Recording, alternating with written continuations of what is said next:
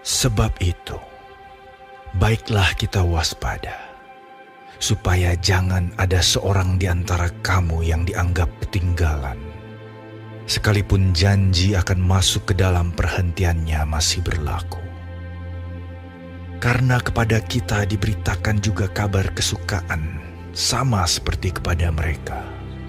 Tetapi firman pemberitaan itu tidak berguna bagi mereka, karena tidak bertumbuh bersama-sama oleh iman dengan mereka yang mendengarnya. Sebab kita yang beriman akan masuk ke tempat perhentian seperti yang ia katakan. Sehingga aku bersumpah dalam murkaku, mereka takkan masuk ke tempat perhentianku, sekalipun pekerjaannya sudah selesai sejak dunia dijadikan. Sebab tentang hari ketujuh pernah dikatakan di dalam suatu nas, dan Allah berhenti pada hari ketujuh dari segala pekerjaannya. Dan dalam nas itu kita baca, mereka takkan masuk ke tempat perhentianku. Jadi sudah jelas bahwa ada sejumlah orang akan masuk ke tempat perhentian itu, sedangkan mereka yang kepadanya lebih dahulu diberitakan kabar kesukaan itu tidak masuk karena ketidaktaatan mereka. Sebab itu ia menetapkan pula suatu hari, yaitu hari ini, ketika ia setelah sekian lama berfirman dengan perantaraan Daud seperti dikatakan di atas. Pada hari ini, jika kamu mendengar suaranya, janganlah keraskan hatimu. Sebab, andai kata Yosua telah membawa mereka masuk ke tempat perhentian, pasti Allah tidak akan berkata-kata kemudian tentang suatu hari lain. Jadi, masih tersedia suatu hari perhentian, hari ketujuh bagi umat Allah. Sebab, barang siapa telah masuk ke tempat perhentiannya, ia sendiri telah berhenti dari segala pekerjaannya, sama seperti Allah berhenti dari pekerjaannya. Karena itu, baiklah kita berusaha untuk masuk ke dalam perhentian itu, supaya jangan seorang pun jatuh karena mengikuti contoh ketidaktaatan itu juga. Sebab firman Allah hidup dan kuat dan lebih tajam daripada pedang bermata dua manapun. Ia menusuk amat dalam sampai memisahkan jiwa dan roh, sendi-sendi dan sumsum. Ia sanggup membedakan pertimbangan dan pikiran hati kita. Dan tidak ada suatu makhluk pun yang tersembunyi di hadapannya. Sebab segala sesuatu telanjang dan terbuka di depan mata Dia, yang kepadanya kita harus memberikan pertanggungan jawab. Karena kita sekarang mempunyai imam besar agung yang telah melintasi semua langit, yaitu Yesus, Anak Allah. Baiklah kita teguh berpegang pada pengakuan iman kita. Sebab imam besar yang kita punya bukanlah imam besar yang tidak dapat turut merasakan kelemahan-kelemahan kita. Sebaliknya sama dengan kita. Ia telah dicobai, hanya tidak berbuat dosa. Sebab itu, marilah kita dengan penuh keberanian menghampiri tahta kasih karunia, supaya kita menerima rahmat dan menemukan kasih karunia untuk mendapat pertolongan kita pada waktunya.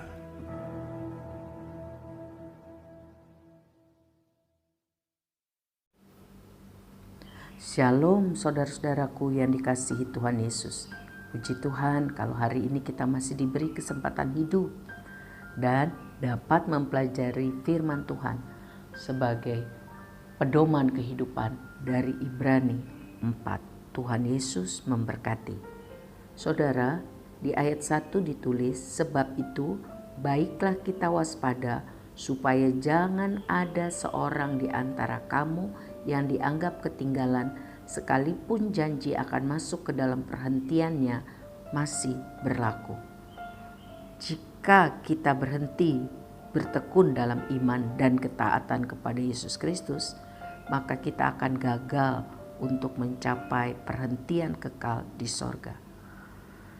Bertekun di dalam iman menuntut supaya kita terus mendekatkan diri kepada Kristus, terus memiliki keteguhan hati. Hanya kalau kita sungguh-sungguh percaya kepada Injil Kristus, melakukannya dengan setia, maka kita akan memasuki perhentian rohani yang disediakan Allah. Tuhan Yesus sudah mengambil alih segala beban dan dosa kita. Dia sudah memberikan pengampunan, keselamatan, dan rohnya untuk mengajar dan memimpin kita. Di dalam hidup ini, kita masih mengalami banyak hal sulit karena kita tinggal di dalam dunia. Ya. Tetapi kalau kita setia, sungguh-sungguh fokus kepada Tuhan, maka kita akan masuk perhentian Tuhan yang sempurna di sorga. Mari kita lihat ayat 9. Jadi masih tersedia suatu hari perhentian, hari ketujuh bagi umat Allah. Dimaksudkan di sini adalah perhentian yang Tuhan siapkan, yaitu di sorga, bagi orang-orang yang percaya, taat, dan setia. Di sorga kita akan mengalami sukacita, kasih, persekutuan dengan Tuhan dan orang-orang kudus lainnya untuk selama-lamanya. Karena itu kita harus sungguh-sungguh berusaha untuk tekun supaya kita bisa masuk ke dalam kerajaan sorga. Kita harus berlari-lari menuju tujuan sorgawi. Kita harus berpegang teguh pada firman Tuhan dan fokus atau tekun di dalam doa. Saudara-saudara, di ayat 12 dicatat, sebab firman Allah hidup dan kuat dan lebih tajam daripada pedang bermata dua manapun. Ia menusuk amat dalam sampai memisahkan jiwa dan roh, sendi-sendi dan sumsum. Ia sanggup membedakan pertimbangan dan pikiran hati kita. Firman Tuhan adalah patokan yang menentukan siapa yang akan masuk dalam perhentian Allah, siapa yang tidak. Firman Tuhan adalah pedang bermata dua yang sangat tajam, menusuk sampai ke dalam hati sanubari kita untuk mengetahui bagaimana tentang pikiran kita, bagaimana motivasi kita hidup sesuai firman Tuhan, rohani atau tidak. Pedang itu, firman Tuhan itu memotong untuk menyelamatkan kehidupan kita atau menghukum untuk kita mengalami kematian kekal. Jadi acuannya adalah firman Tuhan.